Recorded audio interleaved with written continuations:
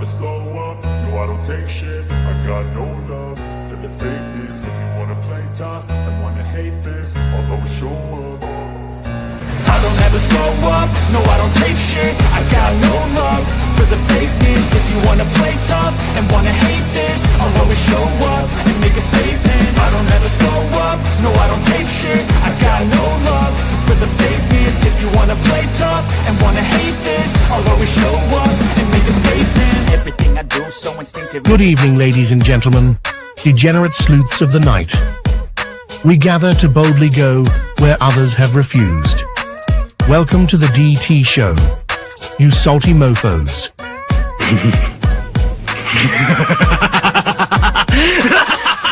A man accused of killing 4 college students is behind bars, and he has ties to northeastern and central Pennsylvania. State police say 28-year-old Bryan Kohberger was arrested this morning at a home in Chestnut Hill Township. I can't find any case law that would support that idea.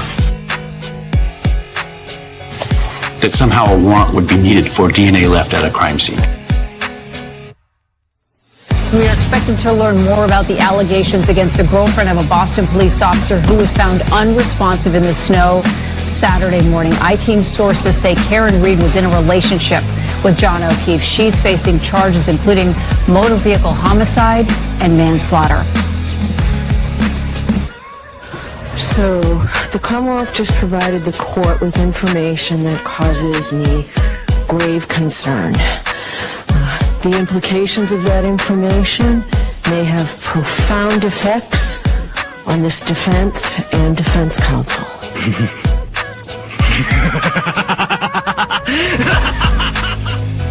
So, get your popcorn ready and your choice of drink. Get your butt on your seat. Like, comment, and subscribe for a treat. Here we go. It's time for the show. The Drunk Turkey Show.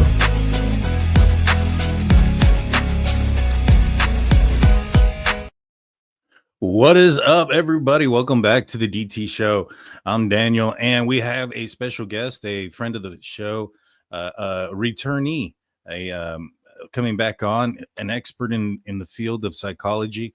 Her name is Dr. Jaime Vona. How's it going, doctor? Welcome back to the show. There's a little bit of a frozen delay there. There you go. There you go. I can hear you now. There was. Sorry. Welcome, everybody. Thank you for having me again, Daniel. Yes, ma'am. 100%. Last time you were here, we got a lot of positive, conversation in the live chat and also in the comment section. Everybody was very pleased with your expertise, so I'm glad you could make it back. Before we get into the actual meat and potatoes of today's content, we do have some new documents that I do wanted to kind of go over really fast, if you don't mind. Let's see. And I'd like to get your opinion. You haven't seen or heard of these new documents, correct? I have not. Okay. All righty. So the first one, that's really nothing. That's the motion to seal the exhibit for affidavit of objection for the text messages. Now here's a good one here. This one is the defense's motion in limine. This is for vague and undisclosed expert testimony. Now, comes now, Bryan Kohberger hereby files a company affidavit of Cy Ray. Are you familiar with who Cy Ray is, doctor?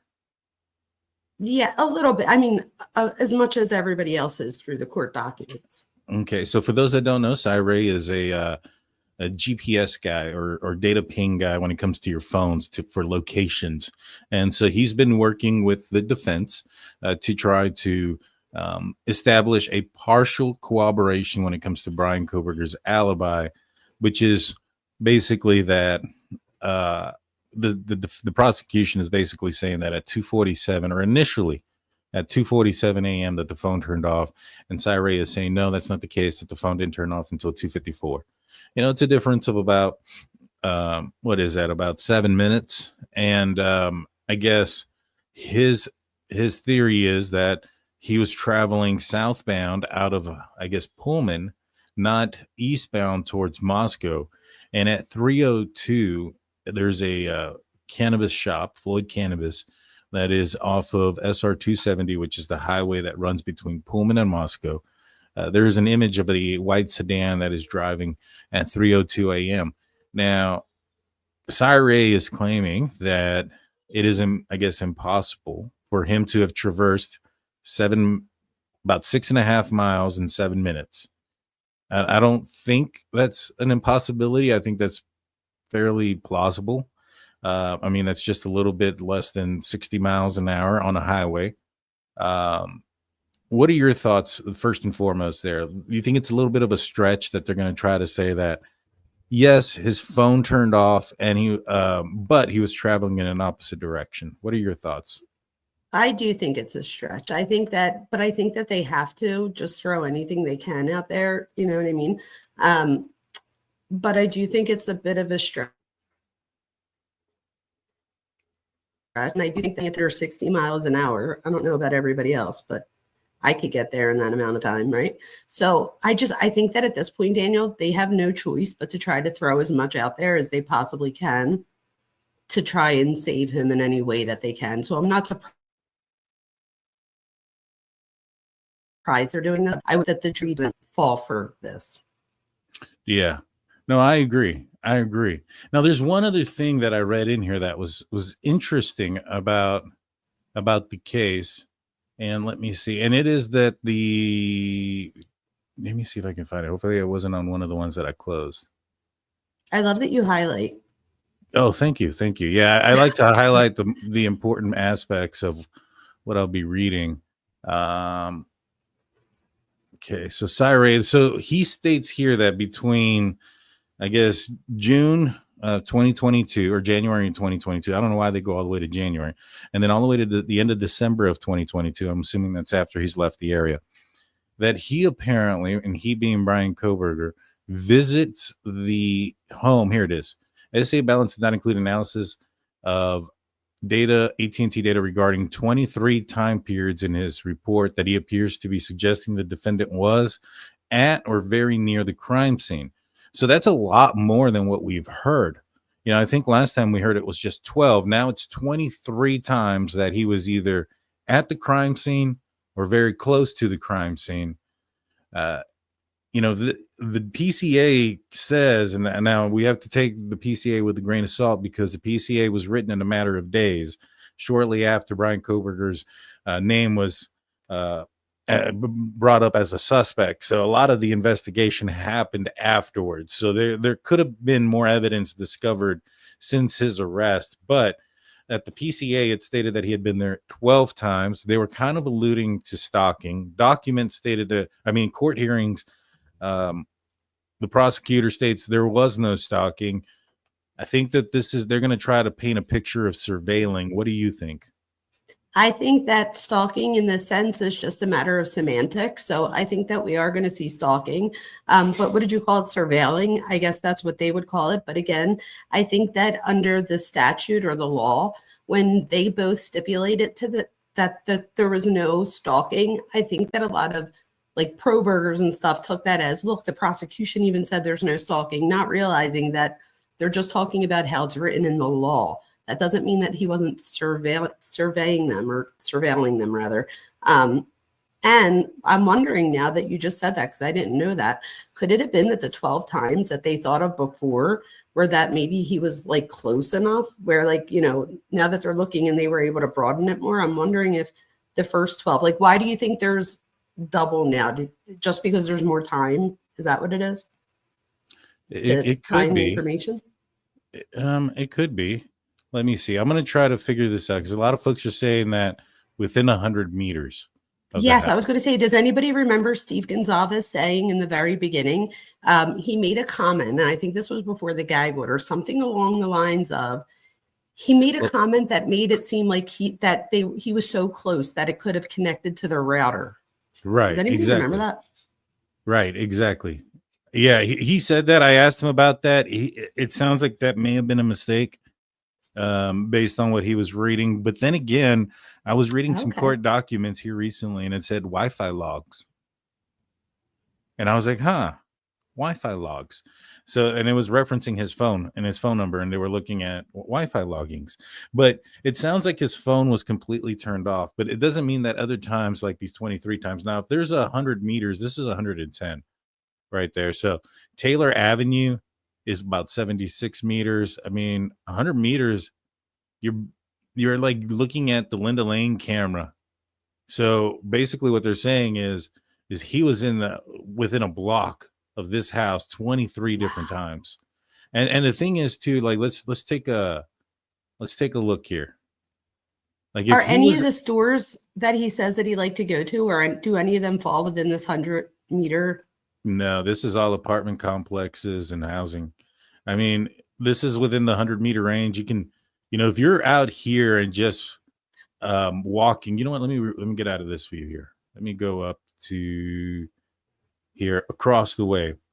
I mean, even if you're just walking in the band field and you look over, you can see the victims' houses and stuff like that right there. You can see the victim's house right there.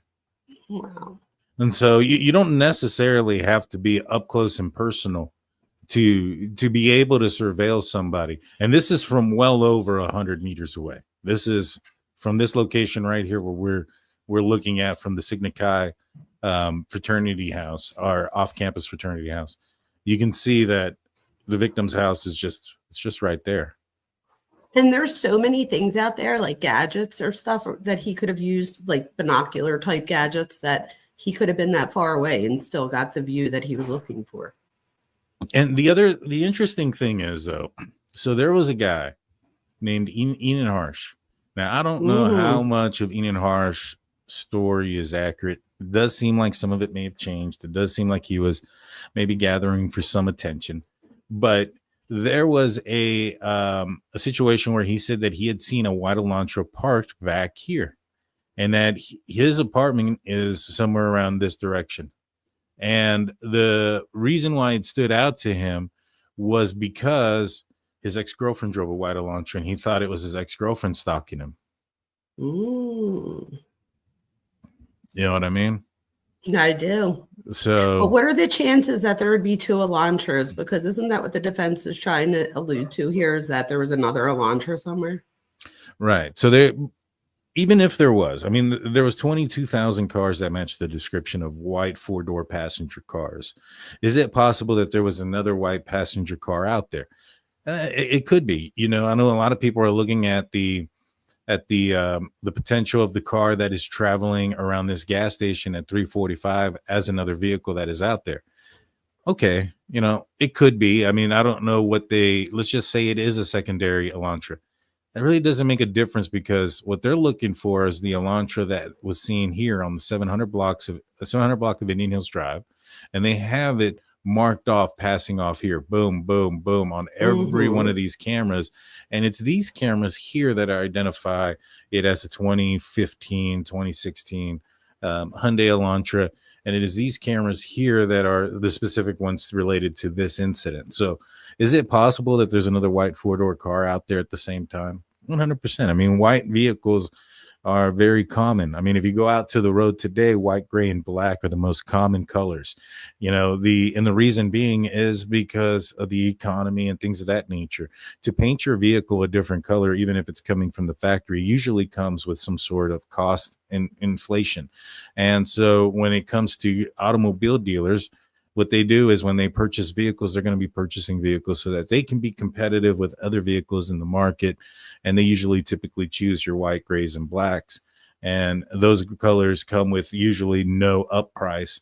Thus, they can negotiate a little bit more when it comes to certain persons who are interested in purchasing a vehicle. Now, when somebody goes out there to spec a vehicle, that's a different story. They're going to go choose the exterior color, the interior color, the whole 9 yards. And so they're ordering that, they're willing to wait and whatnot. So, as a dealership, you would be, okay, we understand that aspect, but everybody else that's just coming in on a Friday afternoon, Saturday weekend, just like, hey, let's go test drive a vehicle. They're going to be doing their shopping online and stuff. So you need to stay competitive. So another white vehicle out there at the same time, 4 o'clock in the morning, 4:30 in the morning, 3:45, that can be around the time that some people wake up to go on trips. Thanksgiving was around the corner. I know a lot of people were leaving around this time before it got serious as far as the weather goes in that area. So it's quite possible. I mean, I think we do see some people leaving shortly after the murders in the Linda Lane footage.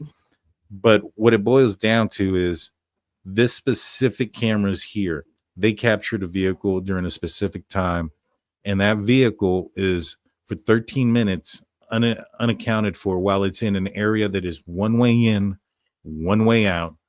And it is for 13 minutes. And during that time, due to phone activity and downloads and sounds from a camera, that it is determined that that is the time that the murders are happening, plus also the certificate of cause of death and from the autopsies and the coroner, etc. All those have pinpointed the time of death there at that same exact moment. And that person leaves a knife sheath with Bryan Kohberger's DNA behind, who happens to also drive a vehicle matching this one. So to me, the thing that you said that's the thing that you said that is most important there is that even if there's 3 white cars, the point is, like, I think they keep trying to look at all this other stuff, but the point is you still have to account for the white Elantra that they're his. Yeah, it's his so, like Elantra. you said, even if there even if there is 3 other ones, who cares? That's not like, I feel like they're just trying to like say, look here, look over there, don't look over here. Right, exactly. And I still think that vehicle here on this gas station is still him. I mean, it is literally a block away, and it is around the time in which his vehicle was seen in camera in the area. So it's not like it's too far out. Plus, documents from that evening that we have seen that I was just talking about last night indicate that at other gas stations that they took camera footage from, that the time was not accurate. And so I would think that we might see an issue with that as well, that the time just isn't accurate, and it's one of the times that he's looping around, and it can be accounted for once it's accurate. But at the same time, it's like, all right, this vehicle turns down this direction at this time. It's a little bit far out there. It's even further than the ones on the Indian Hills Drive. So, we're not going to account for that one. I mean, he could have driven a number of places. I mean, this is where he is seen at 302. Let me take this off real quick. The blue stuff. So right here, Floyd Cannabis Shop. This is at 302. And then for some reason, I mean, maybe perhaps we just don't know about the other ones, but then the only thing we know is that at 326, he's seen down here. Now, I noticed, I wanted to get your opinion on here, that he was traveling not just here, not just around the victim's residence. He actually was traveling behind here more often than in here. Do you think that he could have had multiple target locations in the vicinity? Like, all right, I'm either going to hit this house, or this house, and he's traveling between all 3 or 2?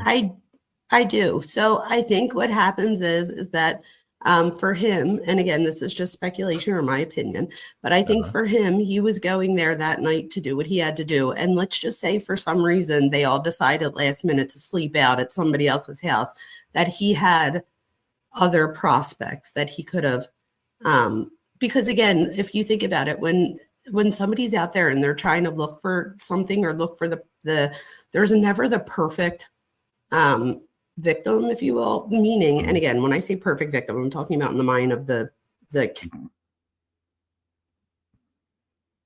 killer. Forget to say sometimes there's things like Ethan or somebody else that might be there that you didn't account for. So I do think that there could have very well have been other. I mean, think about it. How many beautiful women in that area?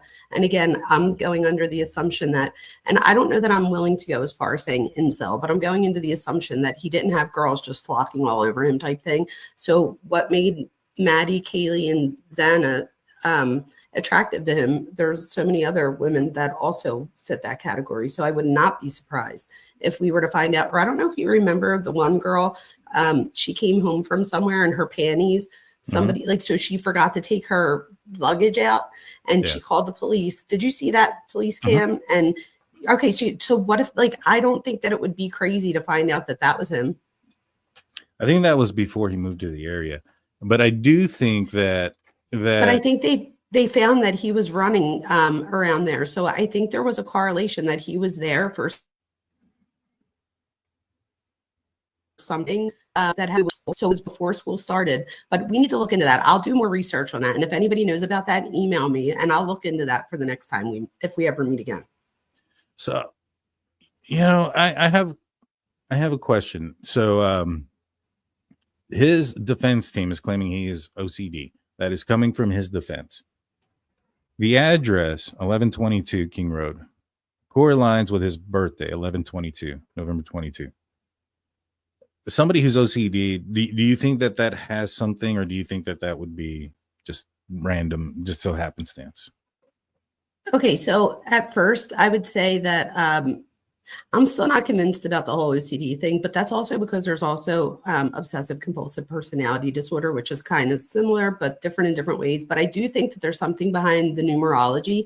However, I did look after last time, and I remember we were all, because I couldn't believe that I didn't know that his birthday was 11/22 type thing. I think it's 11/21. It's 11. So is it? It's 11/22, November 22nd. It is? Mm-hmm. That's crazy. Then I don't think that there's a coincidence with that at all.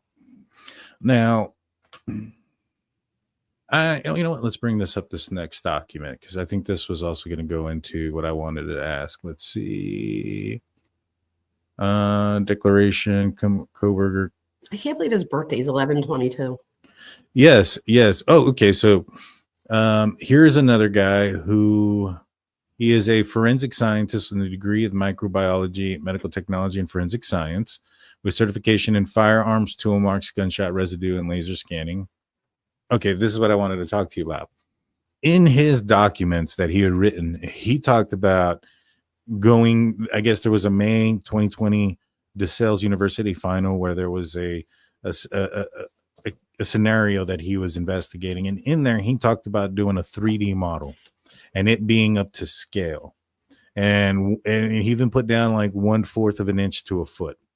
I mean, very detailed about it. They're objecting to the state's 3D model because it's not to scale. And now they've come in with this guy. I think he's going to present a 3D model to scale. Do you think that the state is doing that on purpose? Making it not to scale to set him off? Because up to this point, the defense seems pretty adamant that they're concerned about his behavior in front of the jury and how he's going to react to things. I think it would be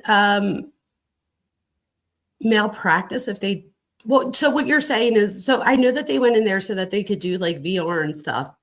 I know that he was, when I looked into it, there's something called like scale, and then there's versus grid. Mm-hmm. And when I was looking, it said that scale is what I think he picked out. I have a really good memory, so I'm going by memory. So if I'm wrong, somebody correct me. But he said in his paper that he was going to go by scale. And if you look at scale, that's like if 3 people were standing next to each other and we all walk forward type thing, you're more likely to miss a piece of evidence than if you did the grid one, which I believe he says that if the scale, if he needed to go further, he would do the grid. That would be when they then go over things twice. So I don't know, did the prosecution, I don't know how much of this that they're really looking to get him psychologically, because again, they're there for the law. So I'm assuming that they just want to make sure that they have a case that they could put him away for. However, I do see what you're saying and how it might look that way, but I think they're just doing their due diligence. But it is weird how a lot of the things that he said in that final you're talking about, I feel like he himself kept in mind if he is the person that did this. Right. Oh, I do need to correct myself. His birthday is the 21st. His driver's license expires. They do it weird that it expires the 22nd, which out here in Texas, it expires on your birthday. So I guess it's just different where you look at. But it is. I'm in Pennsylvania. That's why I thought it was the 21st as well, because mine does the same thing. So mine's up on the 29th or 28th, and my birthday is the 27th. Got you. Y'all's weird stuff, man. I'm telling you, when I go to Pennsylvania, it's not just that. It's the streets are confusing. They're small. They're narrow. I'm telling you. They really are. you know, I thought it was something, to be honest with you, because they objected to it. You know, it appears that they have a problem with his behavior. I would want to make him sweat. I'd want to make him squirm. I'd want the jury to look at his behaviors and see, you know, if he has any outbursts. I mean, wouldn't I just think if he were to outburst in the courtroom, that would be crazy. I don't think he'll do it. I think he's a little bit more controlled than that. But I think that they're trying to make him sweat a little bit by making these little things, and it's bothering him to the point where they hired an expert to go in there and do it themselves. It's insane to me. No, you're right about that. And I do think, though, that when it comes to him and all of this stuff, that I looked into the new, not new, I don't know if she's new, but the person that did his psychological background, and she is a neuropsychologist. So but I found it weird that I can't find if the defense wants her to. She is a right? So she's the one that diagnosed him with the autism, OCD, and the developmental coordination disorder, which you guys, I think I forgot to say last time, just so everybody knows, that developmental coordination disorder is something that happens in childhood. So you usually grow out of it, like before you even get to like your teens type thing. So I don't even know where that came in at. But my thing is, I was very impressed with her resume. But then I in the same breath, in the same document I was reading, it said that they didn't know if they were going to call her up. And I'm wondering if it's because wouldn't that, and I'm asking you as somebody that knows the law better than me, wouldn't that then open her up to the prosecution, asking her a ton of questions about couldn't this be personality disorder? And maybe that's why Anne is trying to get that to stay out. I think that's quite possible. I mean, they've already objected to the fact that they want, and the prosecution wants an independent doctor to evaluate Kohberger, and they've objected to that already. So, you know, I mean, what does that tell you? Yeah. They've already objected to that. What does that tell you? It tells me that they paid the other girl a lot of money to say that he has autism spectrum. I guess my other thing is, you guys, so there's a ton of people in chat right now, and I guarantee that almost everybody in chat either has somebody in their family or knows somebody with autism, and it is very uncommon for you to get diagnosed with autism. The fact that they're just now diagnosing him with it, is it impossible? No, it happens. But I would think that this is something that would have been diagnosed like in his childhood if he really had autism. So that was another thing that we didn't talk about last time that I thought about afterwards and was like, why didn't I bring that up? Yeah. You know, to go into today's show, the title of the show is The Many Faces of Bryan Kohberger. And I think that there's quite a bit. I mean, there's so many images of this guy where he looks different. I mean, this is an image of him the night or the morning of the homicides. This is about 6 hours afterwards. As a psychologist or somebody who knows a lot more about the mind, and somebody who might be lack of feelings and things of that nature, this is my opinion, my theory, my thought. I felt like this image here looked very much more, but pretty similar to this image here, or when Patrick Bateman was trying to, take the life of somebody. I mean, there's another one where he's in headphones as well. I read his feeling thing, right? Where he was saying he lacked feeling. He thought himself as an a-hole. He sees people as a sack of meat, doesn't have, all these things. It was very, very similar to the intro of American Psycho, where Patrick Bateman is talking about his lack of feelings. I couldn't help but think that maybe he took inspiration from there. It's the intro and the outro, Daniel. I will tell everybody here, Daniel, I don't know if it's just me, but Daniel definitely made a connection that I hadn't heard any other content creator before make. So last time I was here, Daniel brought up about American Psycho and asked me if I had ever seen it. And yes, I had seen it, but it had been years. So after the show, I went back and I rewatched it, you guys, and Daniel hit the nail on the head. So What I then did was, for tonight's show, was I went through and I got, because a lot of the other person that people always are comparing him to is Ted Bundy. So I went through and I did like the psychological traits of Kohberger. I even added Dexter in at one point, Ted Bundy and Bateman, and you were right on. So if one of my very first video on YouTube is called "Do They See Me Now?" and my thumbnail is all different pictures of Bryan Kohberger throughout the years, and not one of them looks the same. It looks like a bunch of different people. So I agree with that. And then the middle was his eyes, and you see like the Idaho students in the background. And the whole point of the video is that he doesn't have an identity. So he tries to do all these different things in life that usually people get a lot of praise for, things like that. And it's just as if nobody sees him. So "Do You See Me Now?" is that thing that I don't have an identity. And in the very opening and the outro of American Psycho, he literally talks about how he has no emotion, how he doesn't feel like he's, he pretty much talks about it. He doesn't have an identity. And I don't know if you took notice, but I got chills at the very, very end in the final scene. If you look at the door behind him, it says something like something about there's no exit. And when I looked into it, because I always know with these movies like The Shining and stuff that there's always different meanings that, we don't always catch. And here, the whole point of that with the book was that even after everything, so even after he kills and does all these things, he still feels like he confessed and that nothing changed. So again, it's that whole lack of identity. So I think Daniel, he would have gotten like extra credit, an A+. And again, I think it's easy to compare him to Bundy. But the fact that you then compared him to Patrick Bateman, you did a fantastic job there because there are many similarities. Yeah, I couldn't help it. The first one, I watched it for the first time because I saw the picture, right?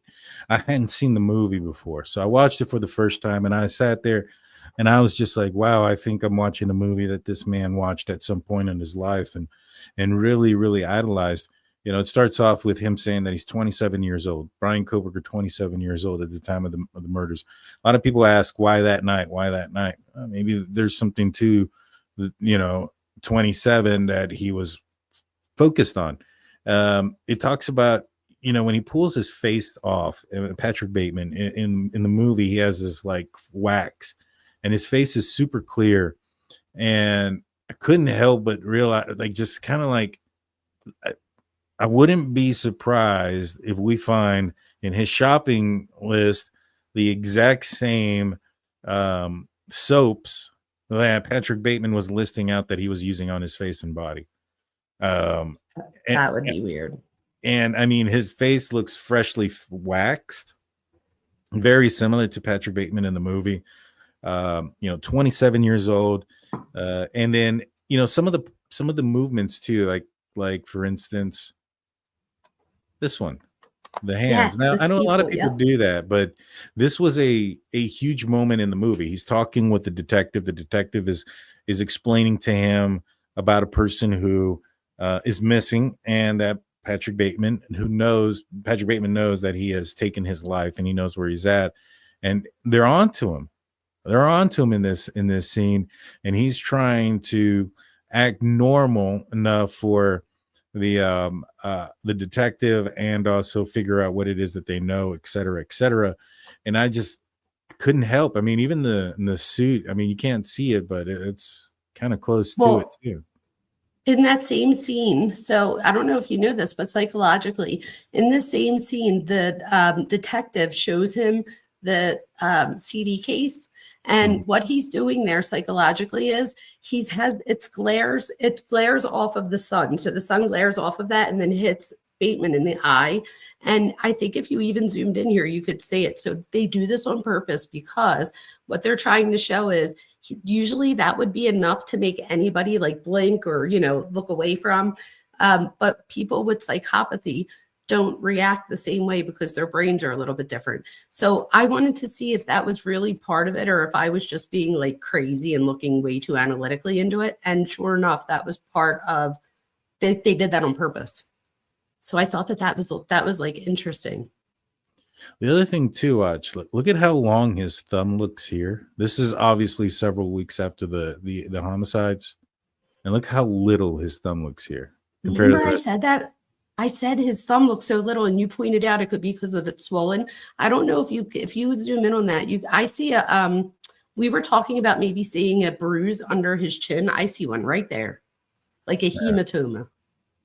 Yeah, this looks Mhm. here like, which is crazy because this is his left hand too, right? So if he's taking a picture with his right hand and he's left-handed, what do you think the possibility of him being able to use both hands, is that common with psychopaths, sociopaths? Well, I don't know that it's necessarily common with sociopaths, but our handedness occurs inside the womb.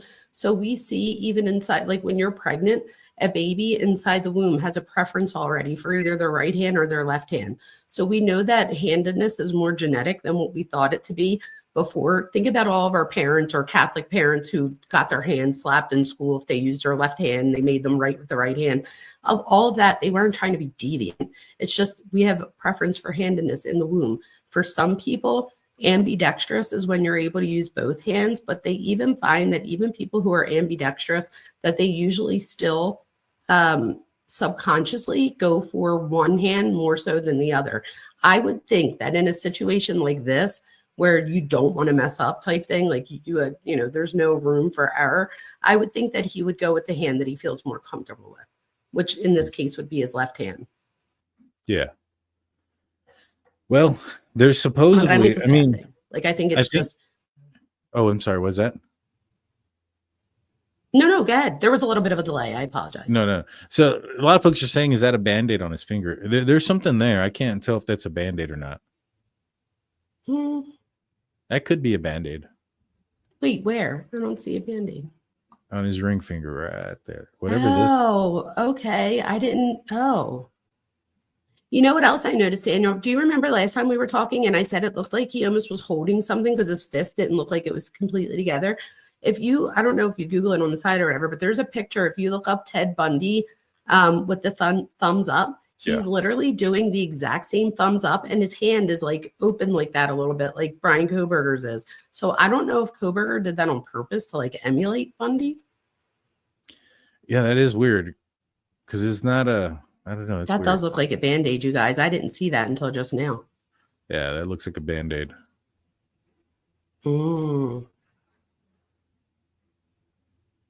Wow. That's interesting, right? That is. But there is supposedly, I can't remember what article it was that I read, but it had him writing with his left hand. And then there's images and stuff of him writing with his right hand. And so that's why I ask. And then also they have a, what do you call it? I guess they were talking about the dexterity of Bryan Kohberger and unable to commit this crime. I was just wondering if maybe perhaps he used his left hand as well to try to emulate that maybe there was two people or a left-handed suspect. You get what I'm saying? Now that would make more sense to me than just being ambidextrous and being like, I'm going to use both hands. Now that would make more sense if it was calculated so that somebody could say like, this is a right-handed, perpetrator, then that would be a totally different story to me, because that would have to do with being calculated. So in that case, yes, but just out of nowhere, just being like, using both hands, I think you would go with the hand that you feel most dominant with. But can I just say something? I wrote something down and I found it when we were talking. When I wrote down that Bateman, the lead character in American Psycho, isn't just a fictional serial killer. He's a symbol of the hidden predator, someone who wears a flawless mask to survive and thrive in society. He's obsessed with image, order, control, and status. Everything about him is curated, from his skincare routine to his business card. The obsession with perfection, superiority, and control, paired with a total lack of empathy, makes Bateman's fictional character eerily similar to Kohberger's psychological profile. So he embodies traits that I believe are like Bryan, such as narcissistic, obsessive compulsive personality disorder, and psychopathy. That's all. I just wanted to make sure I said that because you were saying all of those things and I literally had that written down. So to validate what you were saying, I felt the same way. Awesome. I appreciate that. Yeah. And You know, I took half a semester of psychology in a junior college once, and that's what I got. You probably did great. I think you do a good job. Like there's certain things here and there that I would like jump in if I could, if I was watching it, like little things like I don't think people understand that with a personality disorder that people don't get bothered the same way that you or I would. So doing things like the prosecutor, doing things to get under his skin and stuff like that, I feel like that would be less effective with somebody like a person in this situation, as opposed to maybe somebody who stole a car, or like somebody that was like a 16-year-old just starting to, you know, his crime record. Like I feel like the prosecutor there could get in under their skin, where here I feel like that's almost like, oh, you want to play chess? And again, like I said before, he's the only one playing the game, like, where he doesn't realize that everybody else sees through him. Not everybody, but people that need to.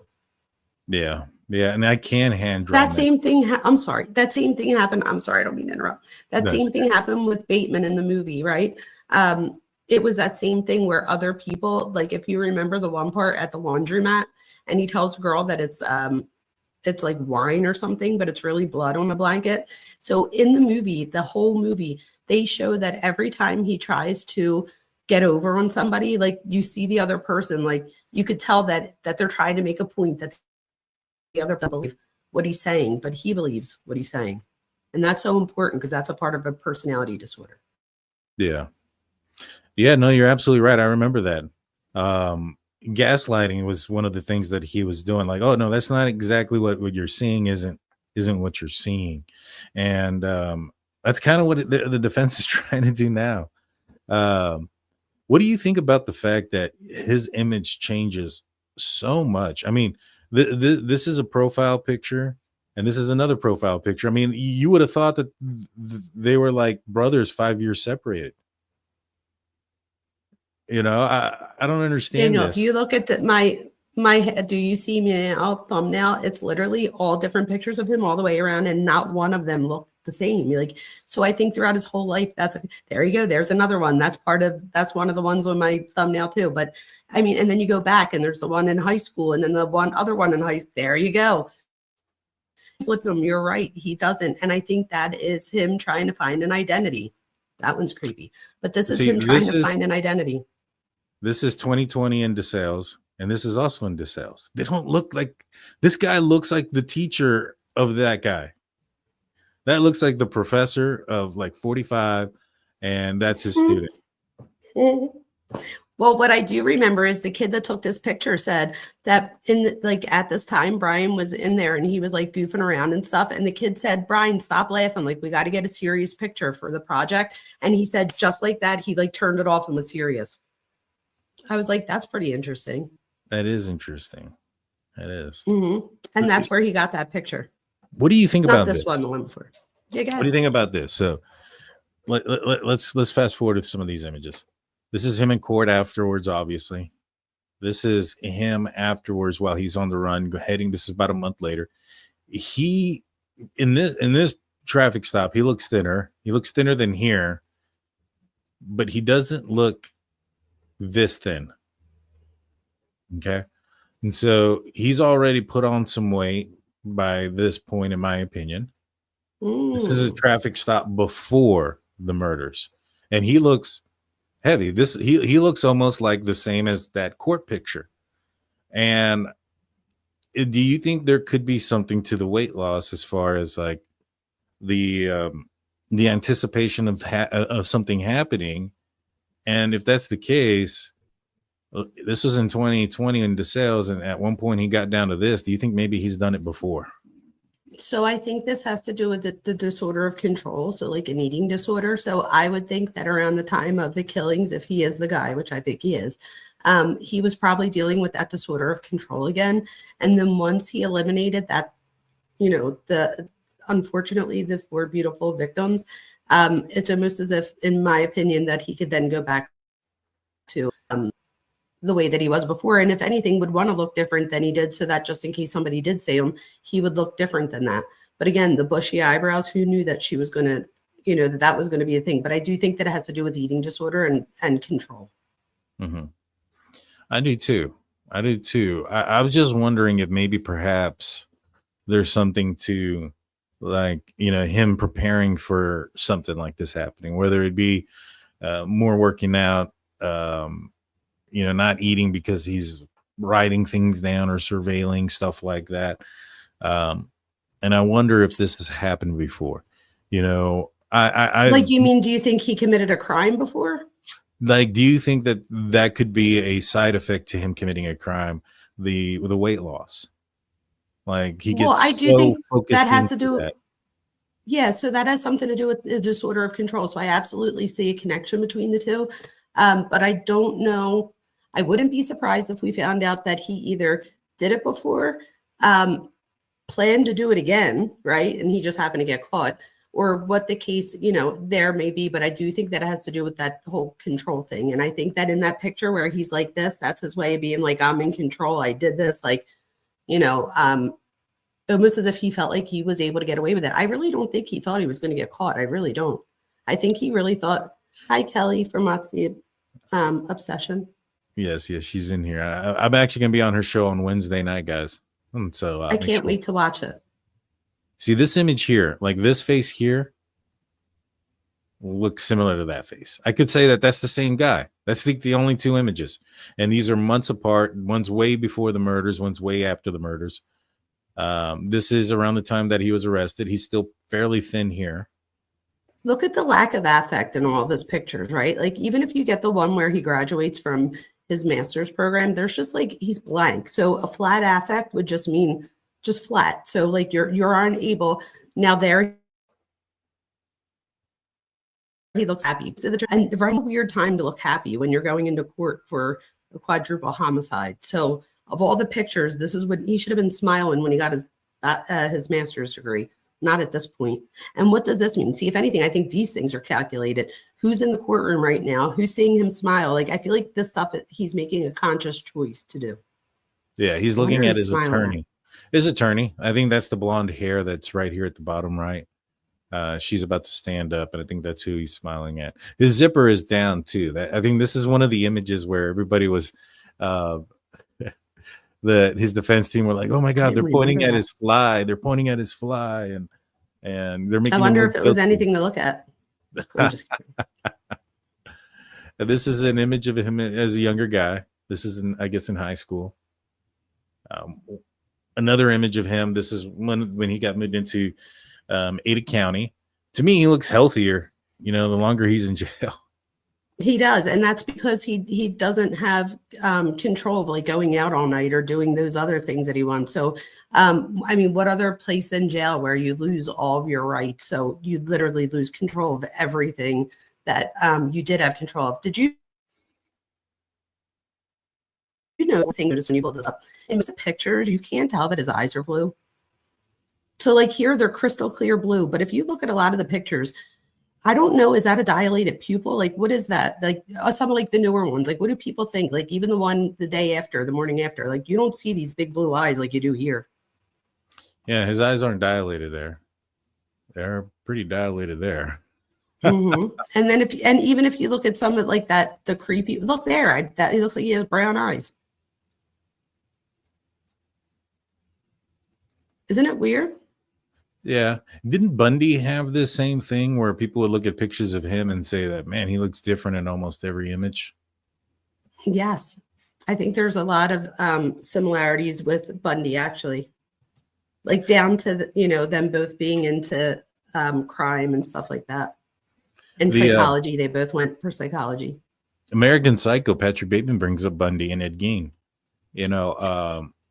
He being Bryan Kohberger, studied violent crimes under Katherine Ramsland and DeSales, and one of the books that he was to read was Confessions of a Serial Killer or something like that from BTK. It's a good Dennis book. Rader. I'm wondering, because you remember the Reddit survey that he had, and he had access. I wonder if he had access to really, really violent criminals because of his connection to Katherine Ramsland and DeSales. And I wonder if those were the type of individuals that he was conversing with when it came to his thesis on, what goes through the mind and the emotions of a criminal while committing a crime. And I wonder if he felt one thing I will there. say, I do think, yeah, I think that's the only time that he was able to feel a sense of identity or purpose was through these other people. I will say though, game they do say Ed is the one that said the quote was about he said with all friends in the movie Bateman, and he says to them, You're "Oh breaking yeah, up. you know what Gain said about what." Oh, am I You're breaking up? yeah, yeah, yeah. My You're bad. breaking up pretty good. It's hard to understand. Like it's almost every word right now. I don't know if you want to try to reset something. I'll be right. All right, sounds good. I'll take over while you do that. So she's going to take over that real quick and reset so that way she can get her computer going.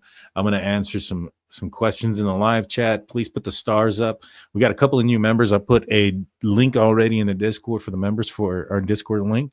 It's a post for members. We have Barb, who's become a newest member today. Arlene, I'm sorry. I apologize so bad. New member. Lisa as well. Thank you, guys. We have Rebecca coming in with a $20 super sticker. Dorian asking, Danny, do you think he had his eye on different houses? I 100% do think he had his eye on different houses. I do. I think he was surveilling more than one. I think that there's something to him driving around in that neighborhood. I think that he had his eye in that neighborhood. Remember, it was called Greek Row. So there was multiple houses there that had college age persons inside of them. So it wasn't just the victim's house. In fact, the next door neighbor's house was also an off-campus house that housed sorority and fraternity, early sorority females. I'm not sure about the entire housing of everybody that was in there, but I do know that there was some that was, and some that were very close to the victims, Kaylee, Maddie, and Xana, also Ethan. Let's see. Sam says, one thing I noticed about American Psycho is that Patrick Bateman never did any work. He worked in mergers and acquisitions, which helps people sell businesses. But all he did was listen to music. That is true. That is true. But a lot of people do bring up an interesting question. Did he actually ever take anybody's life? I think he did. I just don't know how many. I think there was more to him in the movie, just because remember he shows back up and the house is empty. There's nothing there. I think that remember when he was doing his sit-ups and he was listening or he was watching, I think it was a Texas Chainsaw Massacre was in the background while he was doing his sit-ups. I think he was imagining that happened, to be 110% honest with you. The whole scene with the chainsaw, because if you remember, she runs out and she starts banging on doors and screaming. He's running with a chainsaw in a complex like that. Nobody heard it. He drops it from the top. It lands on her. So I think that maybe perhaps there was a part of hallucinating, maybe some schizophrenia that was happening with Patrick Bateman as well. And I don't know if that's something that maybe Bryan Kohberger also dealt with or not. But the part that I was intrigued about when it came to the movie was the fact of the age, some of the images that Bryan Kohberger took of himself were very eerily similar. Some of the words that Bryan Kohberger has stated as a youngster, as far as lack of feeling and emotion, et cetera, et cetera. I mean, it looked like he was very much inspired by the American Psycho movie when he was writing those words. It was eerily odd and similar. But then again, somebody that is suffering from those type of psychoses and psychopath and sociopath probably have those emotions and feelings. And I think that there's probably a few people that would say that they have similar thoughts and feelings. And I think that if you have somebody like Bryan Kohberger who potentially it's not just having him, that he is in fact that, you know what I'm saying? I mean, that psychotic sociopath, and that I think he's could have found a connection there. Maybe perhaps, there's a lot of crazy people that do a lot of crazy things. Remember that Aurora incident that happened during the Batman movie and stuff like that. Inspiration comes from people from all over the place. And so that's what I'm saying. I'm not saying necessarily that it was all from the movie or whatever the case may have been. But what I am saying is that I think he may have watched that movie out sometime, and I think he found a connection there. And I think it's in his writings. I think it's in his in what he says he feels. I mean, it's very similar, very similar. Let's see. The question for Dr. Vona, I'll bring that up. Hey, what's going on? Watts the Obsession becomes a newest member. Thank you, thank you. Mary Beth Kroll as well. Thank you. We have a super chat from Lisa58. Daniel, did you read his crime scene processing essay from 2020? If not, you should. The victim female stabbing, he also wrote in his first person. Very weird. Thanks for hard work keeping us informed. I did read it, and I created a video and I talked about it. And I think that the most important thing that I took out of that is the fact that this guy put together everything that would occur during an investigation. And I think that when you look at how this crime was committed, the lack of evidence is evidence. And that is evidence that somebody that committed this crime had knowledge of how law enforcement would be investigating this crime. And I think that you would have to have thought of a lot of things that would explain why he did certain things. Like, for instance, only touching the door once. And he talks about this. He talks about checking the doorknob for DNA, et cetera, et cetera. So he put a lot of thought into it and thinking that, hey, if I touch this sliding glass door once, or every time I touch the sliding glass door is an opportunity for me to leave my DNA behind. Now, let's just say that he opens it and he closes it, right? No big deal. He hasn't done anything at that point. But once he's committed the crime and he's now trying to leave and potentially leaving at a high rate of speed, maybe perhaps because you don't know who's there. Maybe somebody does wake up and they have something. Maybe perhaps they have some sort of weapon and he needs to evacuate the premises immediately. Well, he doesn't want to have to run and open the door. I mean, he'd rather run out of an open door. But the other thing too is, and as he wrote down on his document, that the more times he touches the door, the more opportunity for DNA to be left behind. And so he leaves the door open so that way he doesn't leave DNA behind. And I think that document there just kind of shows the means aspect of the crime, because you have the motive, you have the opportunity, and you have the means. The means being, is this person capable of committing the crime in the manner that it was committed? So it's not just the fact that is Bryan Kohberger able to wield a knife and stab somebody. It's also, is he able to, or whoever the intruder was, able to commit this crime and mask their DNA and their path in the manner that he did? Would they have had the knowledge to have committed the crime in the same manner, et cetera, et cetera? So welcome back. It seems like, I think your internet's working better. It sounds like it is. And so I was just going through some questions here. Yeah, I think we had one here. Virginia asked, last time Dr. Vona was here, did we talk about AT used to touch Bryan frequently, but now her demeanor has changed toward him? Have you noticed that maybe they're not physically contacting him as much? So I think that if there is something with that, I think him wanting her to do X, Y, or Z, and her, understand like the law. So I think if anything, I have noticed that. And I've noticed, I don't know if you guys noticed, but I get they further apart from each other. So I wonder how much of it just him trying to be like, I could do this better than you, and that you be doing A and B. And she's like, no, you have to like this and want to do that. I have noticed that 100%. Yeah, that's interesting. That is interesting. You are still breaking up a little bit. Yeah, I can still hear the it is breaking up, but you are coming in a little bit clearer. I can at least understand this time. So from what I understood was that you said that you have noticed that there's been a little bit more distancing there behind there, and you think that maybe perhaps it could be Bryan Kohberger thinking that he could do the job better, or maybe asking things of that case. Is that correct? Yeah, and so I think that person, Ann Taylor mentioned that she thinks that he's innocent in judge's courtroom, that he's an innocent man, And then in Judge Hippler's courtroom, she said he's an innocent man right now.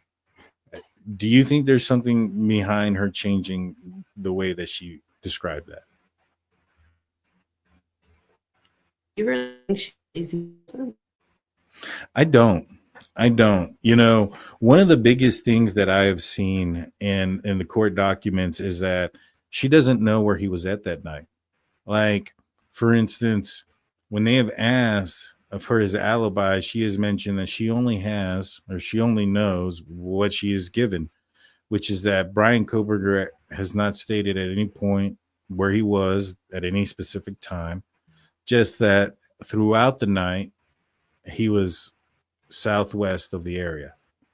And so that tells me that he has not yet told her exactly where he was at 4 a.m. And I question why would she not know that information? I think that, you know, if I'm not an attorney, but I would assume if I was an attorney and I had a client, I would say something to the effect like, all right, you know, do you want me to know where you were that night? Because there's only certain things that I can do if I know where you were or where you weren't. And, you know, don't tell me anything. Just tell me, do I need to know where you were or not? Or is that something that you should keep to yourself? So I think that, like, apparently, I heard this just because I have a friend that's pretty higher, and he will tell his clients not tell him necessarily, because I guess it's still considered something of the court, like where if you tell him that he knows information, but if you tell the legal type that, I don't know, there was a way that, or so I don't know if by law you're supposed to say, you know, you're right, like, how can you get me off? Like you said, if they said, do you, like, you know, is there something? So there are ways to go around it. So, but I think that she even do, because I have to be honest, I think there's, I don't know, I'm breaking up. Am I breaking up, you guys? Yeah, you're breaking up again. Pretty good again. Yeah, actually frozen. I'm not sure. Maybe it's my side. I don't know. Maybe I join from my phone. All right. Yeah. Let's try that. Sorry, you guys. It's all good. All right. Put a couple of stars on the question mark and let's see if we can. That way I can see some of these questions that you guys have. I'm going to start going through them and starring the stars so I can ask them in a minute. Didn't he help some girl with security? There was speculation he monitored through his TV that the fence has. Yeah, that was something that had been reported, that he had allegedly something happened to one of his classmates or students where they felt like there was a break-in or something to that nature. And the report was that that person had asked Bryan Kohberger to install some cameras, or Bryan Kohberger basically had recommended to install some cameras and had recommended that he could install them for her and had access and her Wi-Fi password and was watching her or something of that nature. I don't know how true it is, but that was something that was reported for sure. After the incident, I imagine he was aroused for several days. I'm pretty sure he was. I think that's why his picture looks the way it does. I mean, you got to ask yourself, it's 6 hours afterwards. He had already gone home and then left. It looks like he just got out of the shower. Would have assumed he would have showered when he got home. The first time. Let's just assume that he committed this crime. You would think that he gets home, he's going to shower, wash everything off. And that's at 6 o'clock in the morning. And then it looks like he just took another shower. I mean, you can imagine what he was probably doing to take that shower. Did he ever have a girlfriend? I don't know. I don't think so. I haven't heard about that one. Welcome back. Hi. Hopefully this one works. Much better. I can tell you already 100% much better. Oh, really? Cool. Okay, good. That makes me happier. Yes, ma'am. Yeah. Now we can definitely hear you. One thing that I was saying, and this might be kind of disturbing. He gets home at 6 a.m. or about 5:30. I'm assuming he's showering at that time. He leaves. He goes back to the crime scene at 9:30. Now this image is taken at 10, so he probably gets back home around 9:35, 9:40, right? This is about 45 minutes later. It seems like he's taking another shower.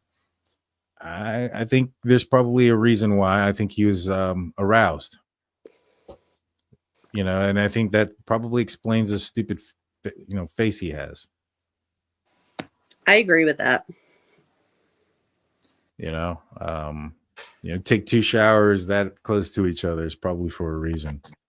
I definitely agree with that. And I think that I would assume that and again, this is maybe TMI, but I always thought that as soon as he was, after he left there, that was probably after he got himself into a safe place, but that was probably one of the first things that he did.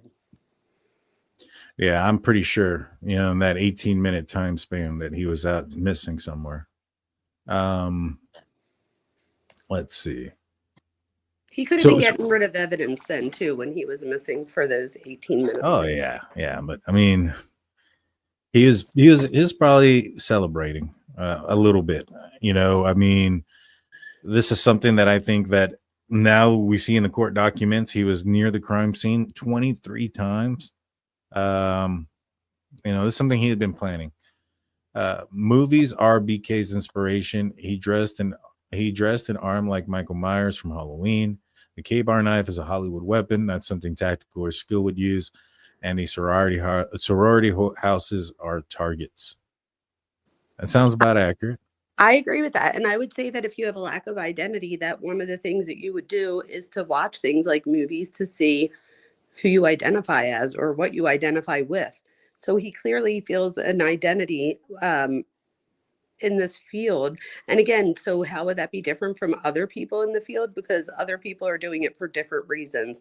Just like I've admitted before that in the beginning, I think I went down the road of psychology because I was trying to figure myself out and my family out. But then I wound up loving it. So I continued down that road. But it's not abnormal for people to go into psychology or criminology, things like that, because they're trying to figure out things for themselves first that they haven't been able to figure out in any other way. So I wouldn't be surprised. How important are the song that he's listening to in this picture? What do you think would be the importance of that song, if any? So that's so funny you asked that, because I was thinking, what could he be listening to right now? And the two things I thought of was either one would be a song from the album. I forget who was the singer again on American Psycho. Huey Lewis. Either that or his rap song. Really? His own song? Yeah. You know what? That would make sense. He's that into himself. And he says, you might be evil, but I'm the devil. Yeah, that's true. That's what he does say. Watch the Obsession comes in saying, Dr. Vona, I just watched your last appearance on this show, and I think your analysis was sharp and insightful. Daniel, you were great too. I appreciate that. Thank you. Daniel's actually a really good psychologist, you guys. It's because I took half a semester like Sinbad and Jingle All the Way. I put it all there. I can't remember. I think it has to do with emotions and lemon and a bunch of these other things that are going on. I think we might hear from because remember they were going to talk about Cyree, but they said don't bring him. What you have is enough. You don't have to bring, and they keep trying to bring the guy. And the only thing they want to do is just kind of talk about how his life story. I mean, last time he was on the stand, he was up there for about an hour just talking about, when he was 2 years old, he learned how to ride a bike, and then he picked up a phone and, became a cop and a bunch of things. I mean, so many things that was just to say, oh yeah, by the way, we don't think he turned off his phone at 2:47. We think he turned off his phone at 2:54. Like, come on now, dude. I mean, we get it. We understand. But I think that's what that is. I like this judge better, though. I feel like this judge is more no nonsense. So I think the worst thing that they did for the defense, at least, is have this moved. I think that I wonder if he's angry about that now, because they were, I don't know if anybody else in the chat knows, but are they still honoring his vegan diet because they were in Idaho? I believe they are. Okay. I believe, and they did say that the defense said that his nighttime workouts and runs decreased, and his night drives and those things increase. So this weight gain isn't attributed to him not working out, in my opinion. You get what I'm saying? Because he wasn't already working out. He had already stopped that. He had started doing long drives at this point, taking pictures of the stars and doing all these weird things to himself. That was already happening. And Before the crime? Before the crime, he had stopped doing they're trying to, I guess what they're going to try to do, I'm assuming that he probably practiced this drive out there in the middle of nowhere a couple of times. And so they're going to try to attest that as some sort of habit for him instead of it being what it was, which was learning the area without a phone. So I think that a lot of that has to do with his personality as well. So he's very rigid, and it would fit his personality that he would repeat this in his mind, so fantasize about it and then try to put it into action. So I wouldn't be surprised. I know that the neighbor said that she always heard him running around or doing the vacuum or whatever. I wouldn't be surprised if he was like doing full run-throughs of the whole thing just to practice. Mm-hmm. Do I you do think too. he I mean, practiced? 23 times. You know what I would be interested in knowing is if his phone ever turned off for his period of time before this at night. Because I think that if we see that his phone turned off for a few hours on another night, that tells me that he attempted to try this on multiple occasions. Because I don't think he'd be going into the house or any of those things with his phone on. I don't think we're going to find that.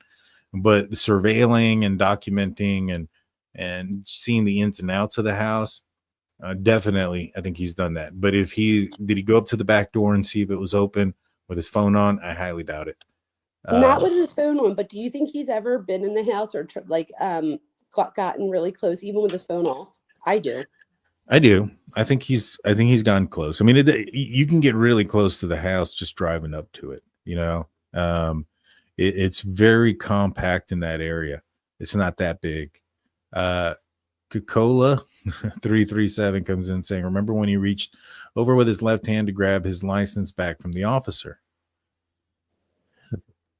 Do you think that's a dominant thing? Do you think that's how you would reach? I mean, the officer's on his right side.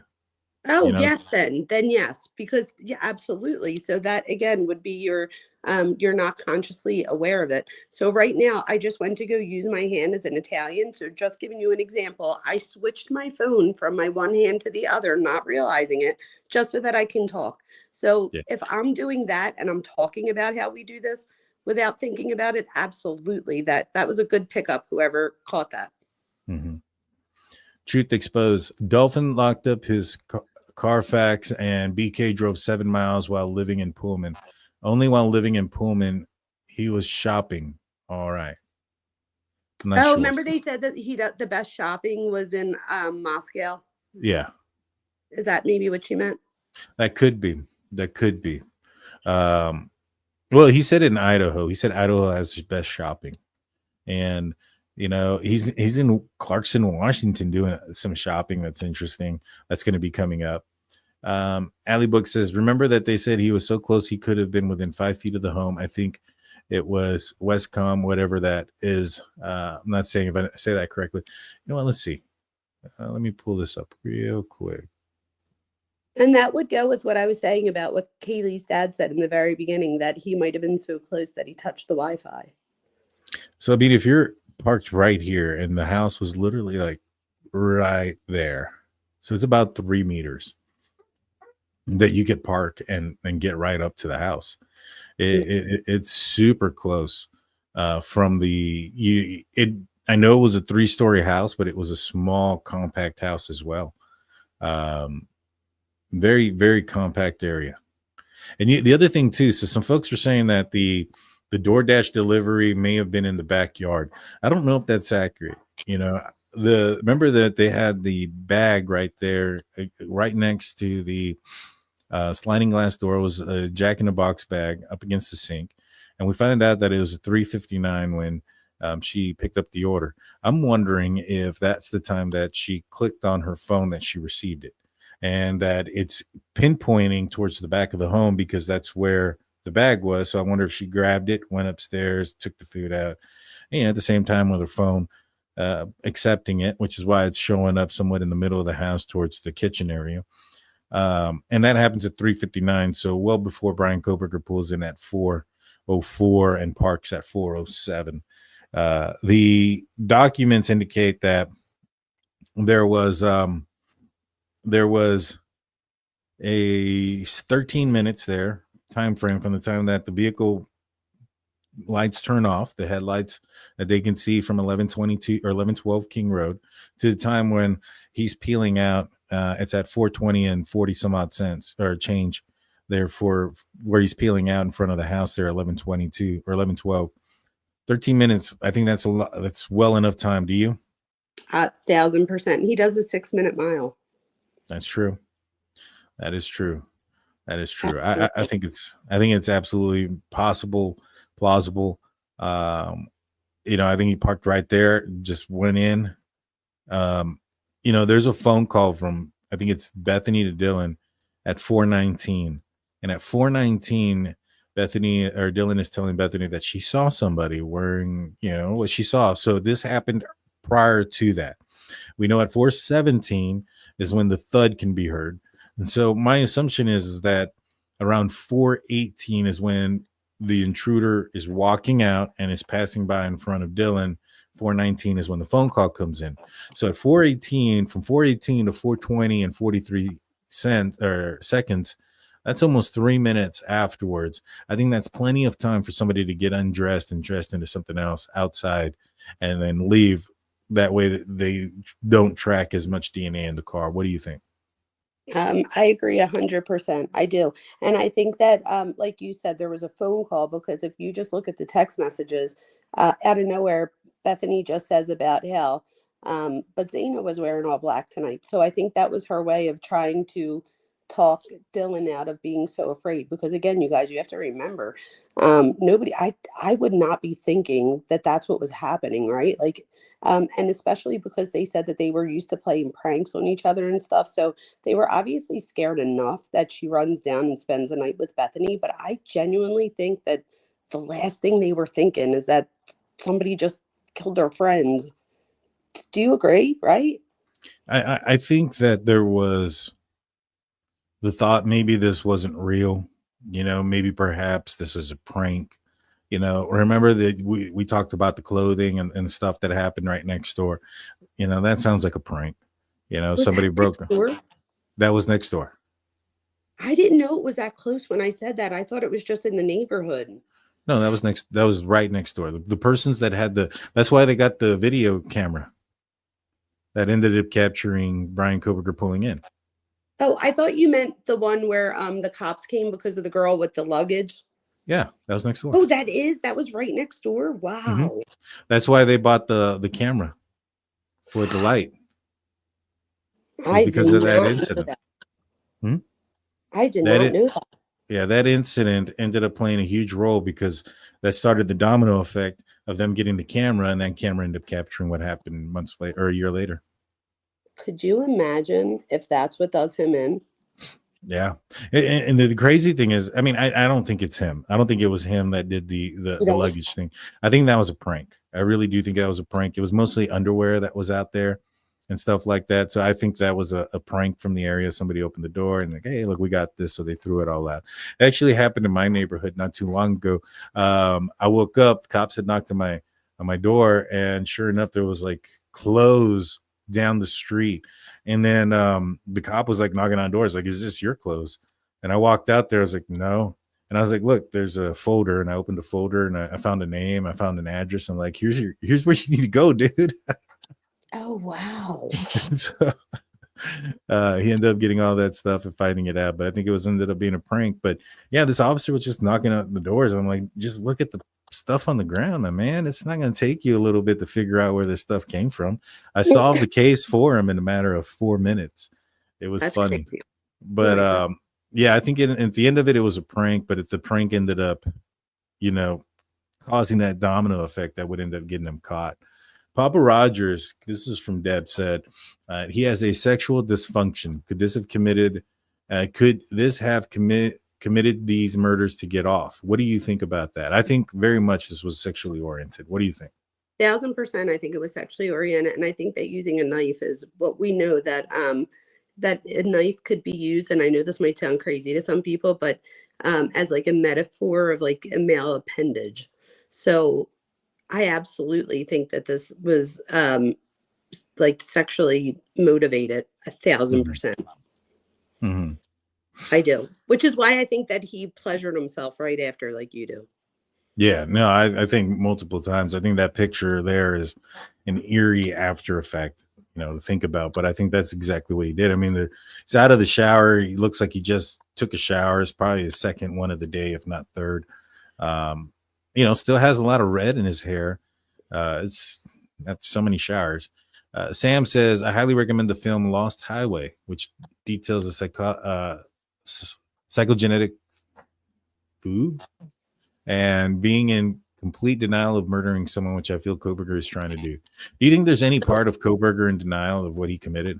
No, not at all. So what this person, I think this movie sounds interesting, and I'm going to write it down so I can watch it. But what they're talking about is dissociative fugue, is what it's called. And fugue is when you just up and leave, and it's like your brain is in so much emotional distress that it kind of like just shuts off. So think of like a machine that's overheating and it just like shuts off for a minute. Think of that as like fugue. So the person forgets everything. They don't forget how to tie their shoes. So it's different than amnesia in that sense, but they forget everything that around the crime or whatever the case may be, or their victimization, it could be. But I don't think that that had anything to do with Kohberger. I think it's something completely different. I think that it was methodical, well thought out. I think he planned it. I think he went through all the motions multiple times to make sure he got it right. I mean, I don't think it's a coincidence that there's only one tiny piece of evidence that, especially since they all said it was like a bloodbath and stuff. Mm-hmm. Dorian brings up an interesting question. Dorian says, do you think they stopped the physical contact because they're going to say he doesn't like contact, or how could he commit such an intimate crime? They did say that he has the OCD and the germophobia, and they were fixing his collar and doing all these things. He seemed perfectly fine when all that was happening. That's a great point there. And I have that written down, you guys. That was one of my problems with the OCD thing the last time we talked, because it's, and again, remember we explained how not everybody with OCD is not everybody, yes, with OCD is the germaphobe type, but they do say that he is. But my thing is, to be the germaphobe type, there's just so much gore that goes along with this crime that I don't see how it matches. Some folks are saying that in the time that he was there, which was about so June, the end of June, so basically July, August, September, October, November, December. So in about a 5-month span, he drove about 7,000 miles. That's possible. That's that's not too much. I mean, a lot of people are saying that in Pullman, being how small it is, is that likely? I mean, he's a TA. He works very close to where he lives. Even if he's going to Moscow, which is only 10 miles away, how many trips is he going back and forth to put up that amount of mileage? So, and he's the type to just drive around and wander. Like, you could put on miles real quick. I know I put about almost 20,000 miles on my car a year. I drive a lot. I work a lot though. So I don't think it's impossible to put 7,000 miles on in 5 months, but I think there was probably a lot of driving around that he did. I do too. Mm-hmm. So from the time that he left his parents to the time he got arrested, he put on 10,200 some odd miles on his car. We deducted the 2,000 from driving to his parents' house to Pullman and come up with roughly 7,000. Wow, that is a lot. What kind of personality disorder does he fit, such as Jodi Arias had borderline PD? Oh, that's such a great question. So in my personal opinion, I thought you would never ask. I'm just kidding. So I think that in my personal opinion, I think that we see comorbidity, which is just the occurrence of more than one disorder at one time. It is my personal academic opinion that he suffers from narcissistic personality disorder and antisocial personality disorder, which are both in the same cluster in personality disorder. So it's not uncommon to see both together. And then I think he also, in addition, has schizoid and obsessive compulsive personality traits. So I don't know that he has enough of either one of them too to fit a complete diagnosis, but I definitely see traits. So, for example, for schizoid, that would be like emotional coldness, lack of close relationships. And then for obsessive compulsive personality disorder, so this is different than OCD, this would be rigid thinking, meticulous control over your environment. So I think that fits more of Kohberger more so than a germaphobe. Mm. So there was a situation, I guess, that happened early on in high school with Bryan Kohberger. He was in the law enforcement program. He was then forced to take the HVAC class. The professor or the teacher, the administrator for the school district that was being interviewed, that was speaking about this, mentioned that it was an all-male class. We find out later that he ends up getting that he ended up finishing his junior year online, and then his senior year was also taken online. So whatever it is that he alleged done was serious enough for that to have occurred. Now, I've heard rumors. I can't say if they're true or not, but I heard a rumor that what it was that he had downloaded some sort of app on some young lady's phone, and that this app had given him their location, kind of like a Snapchat thing, but without their knowledge. If he's doing things like that in high school, do you see that as an early indication of what's to come? 1,000%. So in order to be diagnosed with antisocial personality disorder, or so psychopathy is what people call it, you have to have conduct disorder before the age of 15. So that would completely fit conduct disorder before the age of 15. I did not know that. But isn't that also kind of like what he supposedly or allegedly did with a female peer? Didn't she say that? I have a feeling we're going to find out that he was the one that was like, that went through her stuff just so that he could be like the person that saves her after. Right. Yeah. So the other one was that he had allegedly, this was the report that it came out through, I think it was either ABC, NBC, Dateline, one of these guys, that, and remember they're so I had been watching this documentary on the topic. I think it was Dateline or NBC, and they were talking to sources.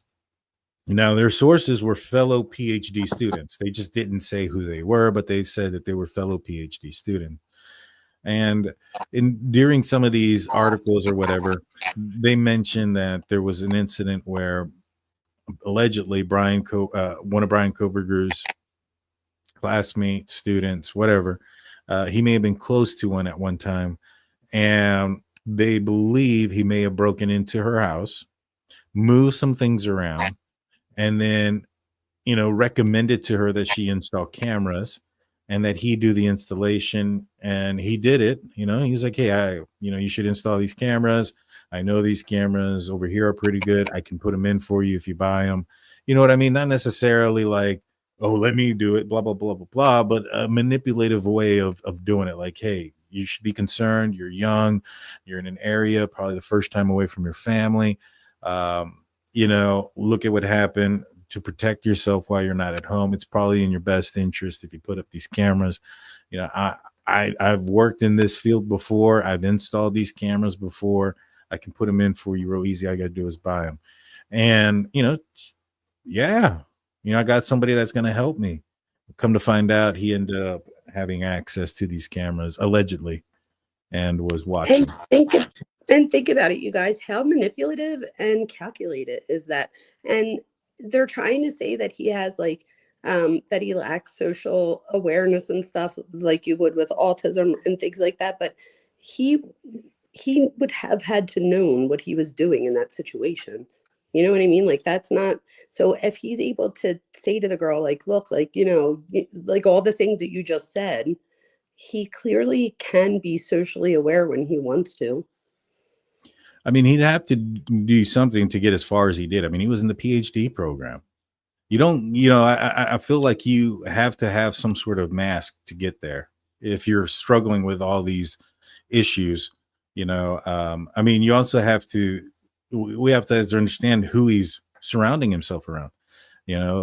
Catherine Ramsland, Dr. John Snyder, or Professor John Snyder, who was at WSU, who was an attorney who dealt with criminals that were charged and accused of murder and things of that nature. So he's putting himself around police officers and law enforcement agency hopefuls, law enforcement officer hopefuls for the future that are looking for people like him, and is able to mask that for quite a while. I agree with you 100%. I actually went through and I found through all the documents since he's been arrested, people that have come out that have known him. So friends, students, classmates, neighbors, things like that. And there's like some really interesting things, like things from, you were just saying about Dr. Catherine Ramsland. So somebody, Brittany Slavin, took several classes with him at DeSales, and she recalls that in one of Dr. Ramsland classes, the students were asked to look at a crime scene photos and figure out what happened. And BK was quick to come up with ideas. He seemed to show a particular interest in crime scenes and serial killers. So like, these are just people that knew him. So, and I found like a lot of that. So the chances of one person coming out and maybe telling a fake story about you, sure. Two people, sure. But I have a whole list here. Like if I showed you, I have 11 pages worth of quotes of what people have said about him. And there's so many themes that there's no way it's a coincidence. Mm-hmm. So no, yes. It makes sense. I'll have to send this to you so you could look at it on your own, so you could see if you make any connections that I didn't make. Because I'm telling you, you really are a good resident psychologist. I appreciate that. Thank you. You know, do you think he has his attorneys convinced? Do I think he has his attorneys? Do you think that he's been able to convince them regardless? No, but I think that he probably thinks that he did. But again, that's the thing, is that somebody smart like his lawyers can see through him. And I think that that's part of the problem with his disorders, is that he thinks that he's getting over on people, or he thinks that he has a better idea than you. Like, you're not smart enough. I'm not smart enough. Neither are these people. You know, in his head, not for real. Even the judge, I'm sure he thinks he's smarter than the judge. And he has all this time now. I'm wondering how much of this he's like reading, you know, the law books and stuff. And who knows? I would love to be a fly on the wall, to be in one of the meetings with him and his lawyer, just to see, like, because didn't they say that he was like combative and stuff, and that's why they're trying to warn people that he might not, you know, look this way or that way in court? Like, that to me almost seems like, what happened that you had to bring that up? That's exactly what I had said last time. I was like, they're so concerned about his behavior and about what, you know, the jury is going to see. I wonder if something happened. Did something happen, you know, during their questioning? You know, did something happen when they were saying, all right, these people are going to bring up these facts, and you know, every time that those facts are brought up, is there something that he can't control that is just showing up? Sirius comes in saying with a $5 super chat, it's great to have you back tonight, Dr. V. Thank you both for very informative live. Thank you so much. Thank you. Thank you. You know, I do think that, so I think he thought that he can convince everybody, but I think there's a point where he, you know, maybe not, maybe, you know, I'm not psychotic or psychosis or whatever the psychopath. So I would have come to the realization, all right, they got me, you know, they got the DNA, they got the car, they got everything. Let's try to work out a plea deal. But the more that they keep throwing out there, the more I think that's not going to happen. Think about Casey Anthony. Do you remember she like took the cops all the way to the door of where she supposedly worked at, still at Universal, and it wasn't until she couldn't physically go any further that she said, okay, I don't work here anymore. Like, so they're like, she's still walking down that hallway. I don't know, did she think they were going to be like, all right, we believe you? Like, I don't know. Like, so there obviously is something to say about thinking that people are going to believe you. So it's like, if I say it, you know, with enough conviction, like that, they're going to believe me. And I don't believe him, in my opinion. His sisters are in your field. Yes. Do you think they know? Yes, I do. Especially the one that's a marriage and family therapist. That's what my specialization's in. And you literally, for your marriage and family therapy specialization, after you're done getting your master's, you could get a 12 credit specialization. And the marriage and family therapy one is it's all about families. You have to do your whole, like your dissertation or your capstone, whatever you want to call it at the end. You break down your own family. I would pay to read her master's thesis because it would be about her own family. I did one about my own family, and one of the common themes I found was secrets. So I wonder, like, what were the common themes that she found in her family? Because that's what she would have had to done. So yes, I absolutely do. But I think she's also the one that doesn't live with them. So in my opinion, it would have been the other sister that really would have had insight into, like, this is weird, or like he's acting different than he did before. I know everybody talks about him with the gloves and stuff, but as far as I'm aware, he didn't wear gloves before the crime. So I think that was one of the red flags that the sister saw that made her, like, concerned. And at some point she goes in his car and tries to find stuff. So like, where was he? Was he like asleep during that time? Like, she could have put herself in a lot of danger if he would have felt threatened that she might have given him up. Yeah, I'm gonna do my psychic thing. This is where I predict the future. I'm predicting that Catherine Ramsland is assisting her in writing a book. Catherine Ramsland has written 72 books. I don't even know how that's possible. So I would not be surprised if you are correct about that. Well, I don't know if she can write one on Bryan Kohberger because that was her student. No, you can. I can, especially after 2 years. So if the reason that she can't do anything now, I think, is because of the gag order. So you don't think that there's something that maybe perhaps within the school that is preventing her from writing about her own student? Like maybe the Stells wouldn't like that. Like, hey, we don't want one of our teachers writing a book on one of our students. That may prevent other students from coming here thinking they may have a book written about them. Believe it or not, I think if anything, it might attract attention. And you know what they say, good attention or bad attention, it's attention. So it brings people there. So they have that whole murder house. So I think just having that alone attracts people. So I think if anything, it would make people more curious and want to be in her class and, to see if they're going to find out. I think if anything, it would bring people to the school, not take them away. But as far as legally, there's nothing legal.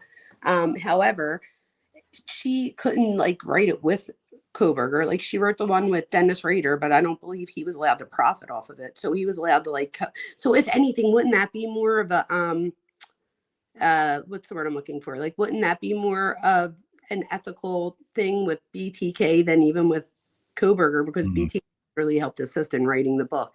So I don't think that there's anything as far as DeSales. If anything, I think DeSales should be more upset about the Reddit survey that's up there. Like, I just don't know that Reddit was, I don't know. I'm dying to know if they even know that that survey was out there. I know people are saying that it was his final project, the one with the questionnaire that I keep saying, if you do get to interview him, please ask him the questions that he has on that questionnaire. So I have heard that that was like a group project or whatever, but does DeSales know that it was, put out on Reddit? I'm just thinking, as somebody, with an IRB, I had to go through the whole IRB process.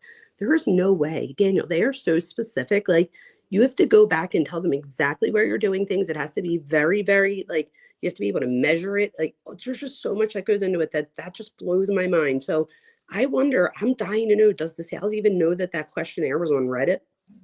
And he put it up there 1 month before he graduated, which says to me that he put it up there for his own his self, because it takes longer than a month for data collection. So, and then after data collection, you have to, analyze the data, then you have to put it together and you have to share it with people. Like, there's just so much that goes on. So to think that you could put it up and graduate a month later and be able to write something from it, like, I just feel like we're going to find out that he didn't write anything about it, that it had nothing to do with his graduation requirements. Or at least I don't see how it can. I could be wrong about this, but I just don't see how it can. 1 month before you graduate is not enough time. That's what I was thinking too. I mean, I wonder how much attention did he go into it with, well, I mean, if the project was coming to an end, then if it was a group project, you put it 1 month out before he graduates, because now nobody else, why would the rest of his group care to look into it if the project is over? That's what I'm thinking. So that's what I mean. So I think if anything, the university would be upset about that more so than Catherine Ramsland possibly writing a book.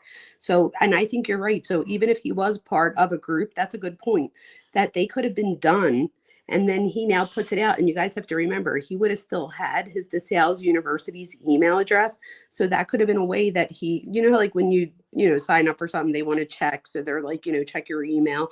So they could have done that on Reddit. Like Reddit could have done their due diligence and seen that he really was a student. Okay, maybe he really is. But my thing is, like, who's filling that out? Like, unless you've been caught and you've done your time, would you ever fill out that survey? Like, right. what I mean, the only That persons that are, the only persons that are filling that out are persons who have accepted that they're guilty of that crime. That's right. So they would have already had to done their time. Like, I'm assuming that a criminal that did a crime like this is not just going to write. And again, that would be stupid to think that they couldn't trace your computer back to you. Well, right when supposedly when he turned on his phone, he accessed the VPN and went onto some sort of secret email address that he had, something Army Wi-Fi, which I think is the same one that he may have had when he was dealing with that app that I mentioned earlier and following somebody. May have been something to do with that as well.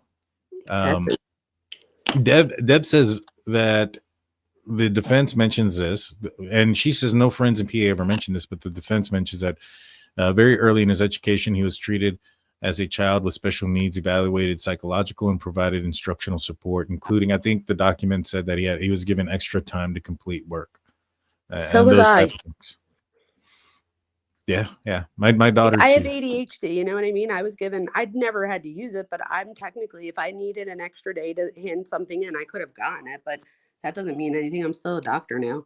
So I think that's some of the problems that I'm having is that the defense is saying all these things, even if they're true.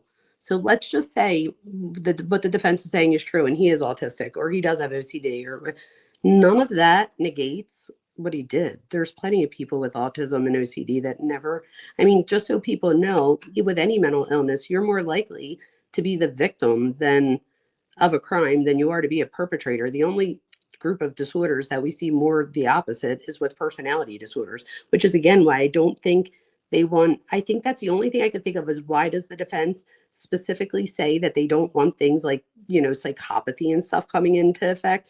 And the only thing I could think of is that if they have somebody that sits down to give their opinion about his disorders, again, the prosecution comes up and has to cross, and how you can't cross if you can't say about personality disorders. So I wonder what the judge is going to say about that. I hope to God that did he rule in that yet? Like, are they allowed to say sociopath? Not yet. I think that's what one of the hearings on April 9th is going to be about. I hope he allows it. I hope so too. I hope they allow a independent doctor to evaluate him. I mean, I don't understand what the big deal is there. There's a huge deal because if there's a huge deal that says to me that they know that he's not autistic and has OCD, because if you get an independent person that, let's say, is getting paid not from the prosecution or the defense, so they have no skin in the game, if they did a real psychological evaluation on him, the chances of them coming up with any disorder that would stop him from the DP is slim to none. So it wouldn't make sense for the defense to want that, right? And then again, what if they then come back with, nah, he's just, a sociopath? Then what? Well, that's what I was saying. I was like, it shouldn't be a big deal if you are what you say you are. And the problem is that you're absolutely right, because if they got an independent person to go in there and say, hey, you know what, he does have these things, then I think that would be more of a reason to throw out the death penalty. I mean, I think that's probably your best shot of throwing it out is by going that route versus, just not doing it. I mean, to me, I think that would have helped better. C-Joy asks about Bryan Kohberger taking a year of psychology at Northampton Community College. I can say that here in Texas, psychology is a prerequisite in the criminal justice class. So you do have to take it. I had to take, I think I lie about how much it was. I say it was half a semester. I think I took 3 semesters of psychology, maybe 4.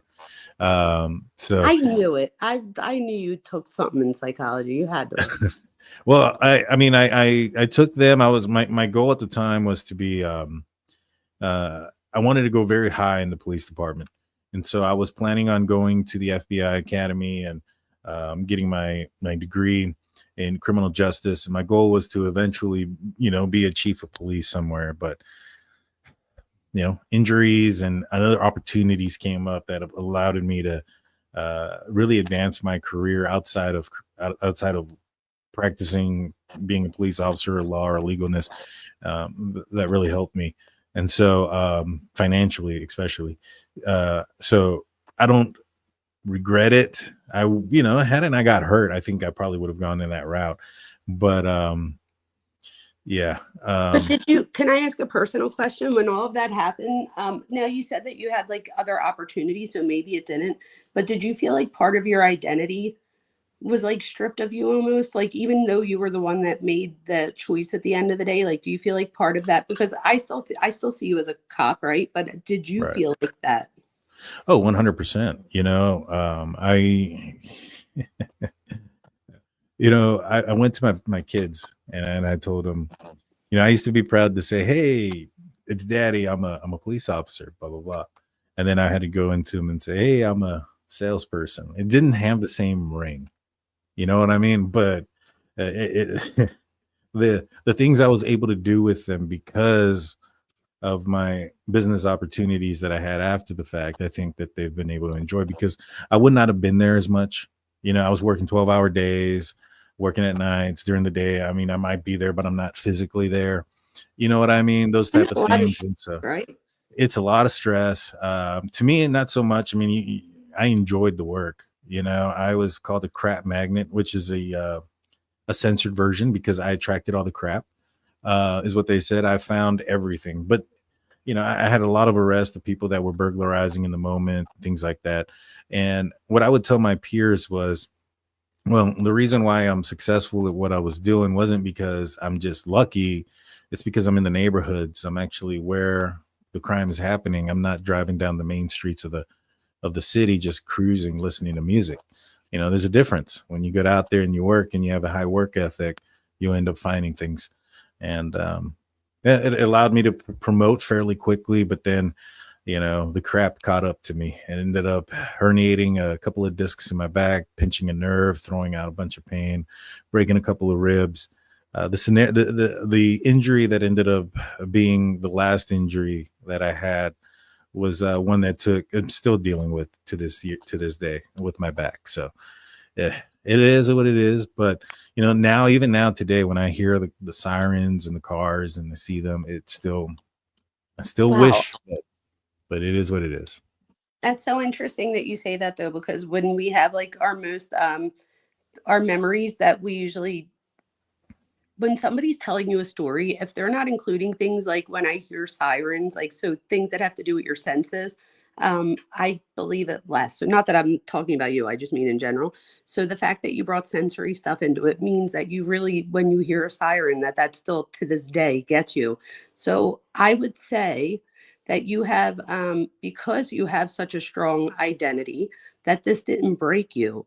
But imagine Bryan Kohberger wanted to be in the ROTC and the this and the that. And it was like almost as if he was never good enough. Like he just never was able to seal the deal with those things. And academically, he was able to do so. But I think he wanted to like be a cop and stuff like that. So I'm just wondering, like, if that could strip a part of an identity of a man that has a very secure sense of himself. Imagine if you didn't have a sense of yourself and then lost some of those things. You could almost see how it makes somebody feel like they have no identity. Well, initially, so I'll go a little bit into detail about what happened.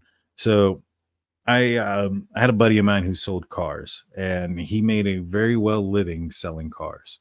The guy was making about 15,000 to 20,000 a month just selling cars. And I was like, man, I'm out here putting my life on the line and you're making what I make a year and 2 months. That's bull crap.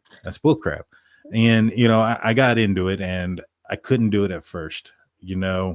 I struggled. I remember one of the first times that I was trying to sell a car, the guy came in and he asked for, I worked at a Toyota dealership, and he asked for a van. And I told him I had some vans in the back, and he said, you know what, I'll be back. And then he came back and he purchased from somebody else. And my manager asked him, like, hey, why'd you purchase from that other guy and not from Daniel? And the response was, well, that guy's demeanor is real mean. Like he acts like a cop. And I started laughing because I was like, well, that's what I did for the last 7-8 years. And, I had to really change myself. And there was a point in my time where I was like, man, I don't know if I can do this. I had already left the department. And so it's not like I could go back. I felt like I screwed myself in that situation because had I stayed, I would have had an administrative job and not, whatever, but I left, and now coming back with an injury, it was more of a, what's the word I'm looking for? I was a liability to them. And so, I really thought I screwed the pooch. I wasn't getting any, jobs or motions anywhere else. I really had to focus in and train myself. And then I started doing well in sales, and I got to the point where I was with my buddy, and then I moved out, and I moved from that town, and I moved to San Antonio, and got an opportunity to work in construction sales, and then also work in solar sales, and I project managed for roofing, solar, and construction all together. And then that allowed me to make my own business and then go forward from there. But That's amazing. I had to overcome a lot. Like, I had to overcome so much. Fear was one of the things I had to overcome. I'm terribly scared of heights. And so one of the first jobs I got as a project manager was as a roofer. And I had to get on roofs to assess damage after a hailstorm. And the first roof I had to get on was a 3-story house. And I was like, oh God. And I had a back injury, and so I was shaking. I had to deal with that, the whole 9 yards. And the guy that hired me was like, hey, you either can make about $20,000 to $25,000 a month here jumping on this roof, or you can get back down and go work somewhere for $15 an hour flipping burgers or something. So I got off the roof. I mean, I got off the ladder and got on the roof. I had to do what I had to do, but it was fear, and then What holds you back, or not you personally, like in general, fears, what holds people back? oh, I'm deadly terrified of heights. I have no idea to this day how I did it. I have a picture of me on a roof where I took a screenshot or a selfie. I'm sorry, and you could just see the terror. I think I probably look like Bryan Kohberger in that image, just dead faced, straight. But isn't it funny though how you're afraid of heights, but like you put yourself in danger as a cop? Well, when I was in the Army, so I was coming out of the Army, and my You were in father, the Army too. I was in the Army. And so when I was coming out of the Army, my father had basically, he was friends with somebody very high in the city. And they basically had offered me, saying, obviously I had to pass the physical, the agility run, the psychological and everything. But as long as I passed everything, that I'd had an opportunity to work either for the fire department or the police department and local. And I said, all right, my initial thought was fire department. I didn't like cops. Growing up, I was into street racing. Sorry, Mom, if you're hearing this, I may have done some things when I was a child with a car that there's a reason why the head gasket may have blown. Well, anyways. That's like a $10,000 like job there. Oh yeah, it was. And I didn't like cops. I wasn't a fan of it. And so I was actually going to be a firefighter, and I started looking into what it would have taken to be one. And in the city that I was going to go and apply for, they would send out their firefighter cadets to Dallas, Fort Worth, and they would conduct a lot of their training there. And the training in Dallas, had at the time, you would have had to have climbed, I think it was like 8 stories head first down a ladder. And I was like, screw that. I'd rather run into gunfire than have to deal with that. I was like, I ain't doing that. Nope, never. And that's the story of how I became a police officer. I made my decision right then and there. I was like, yep, I'm gonna choose to back the blue. And I loved it every moment. The academy, the whole 9 yards. I didn't think I was, but I did. It really, a lot of people say it's a calling and this, that, and a third. And initially it was not for me, I'll be honest. But it was a lot to leave. It was a lot to leave. I bet. Well, first, let me just say thank you for being brave so that I could be free. I'm the last person you would want next to you in the army because I'd get us all killed. I'd be like, and they'd be like, oh, they're right there. So thank you for being brave so that I could be free. That's number one. And that's for anybody that's watching right now. And number two, I would say if you're watching right now, it's good to hear Daniel talk about this. And thank you for being vulnerable because I think that there's so many layers to each one of us as humans, right? So I think sometimes when people see like a content creator and you're like, oh, they're this, that, or the other, you just have a thought in your head. And there's just so many layers and so many things that a lot of people probably just found out about you that they never knew before. And the silver lining is that you wouldn't be the drunk turkey show if your cards went any different. So I would say to somebody right now that is just at the stage where you got hurt and had to make the decision to leave, and then at some point you felt like maybe you screwed yourself.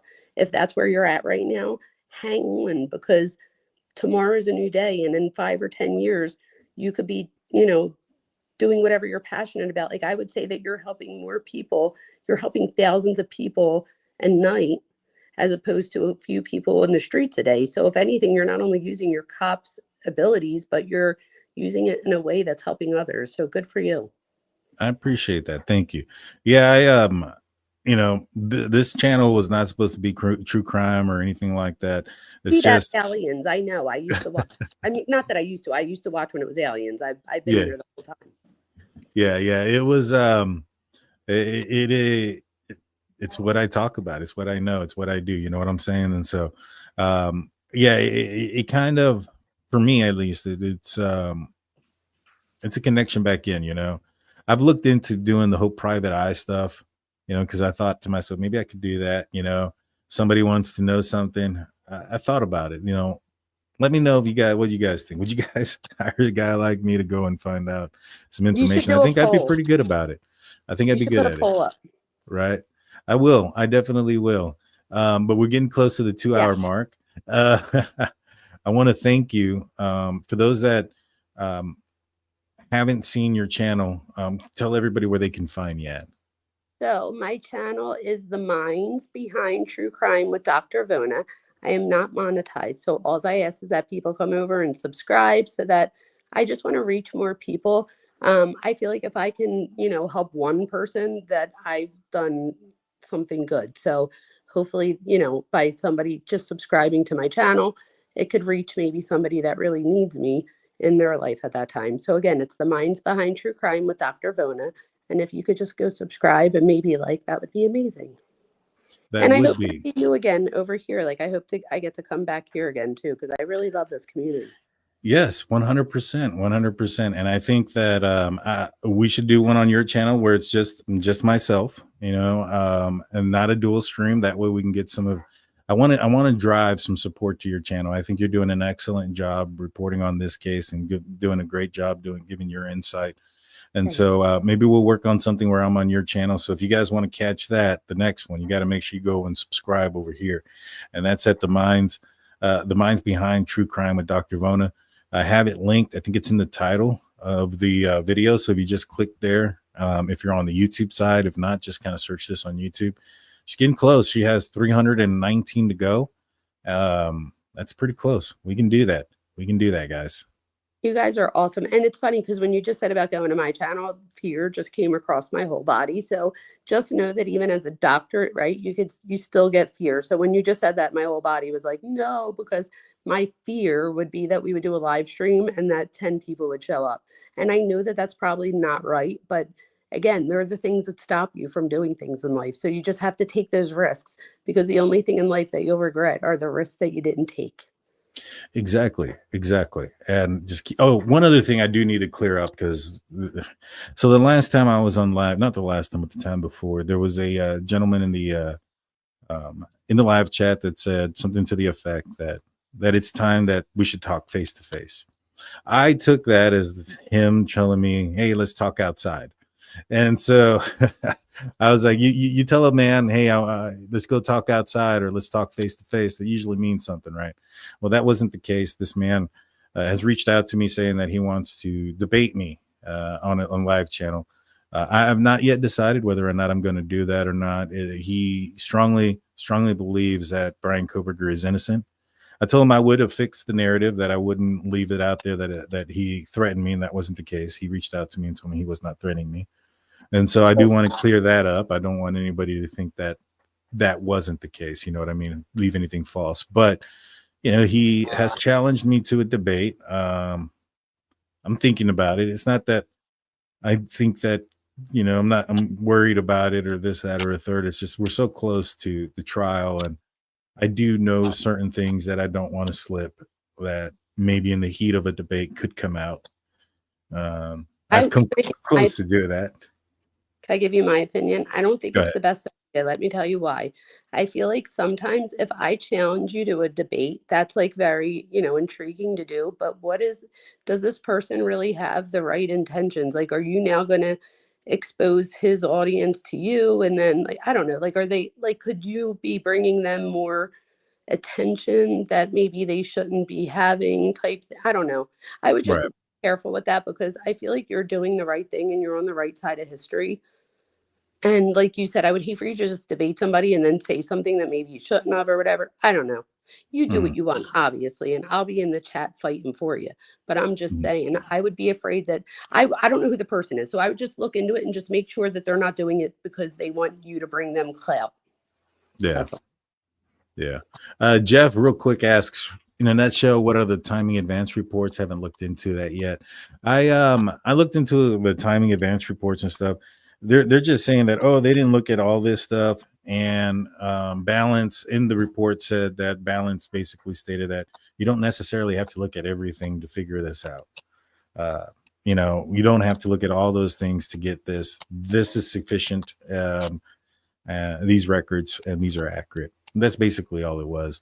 But at the end of the day, the argument is a partial corroboration of his alibi, which is no alibi.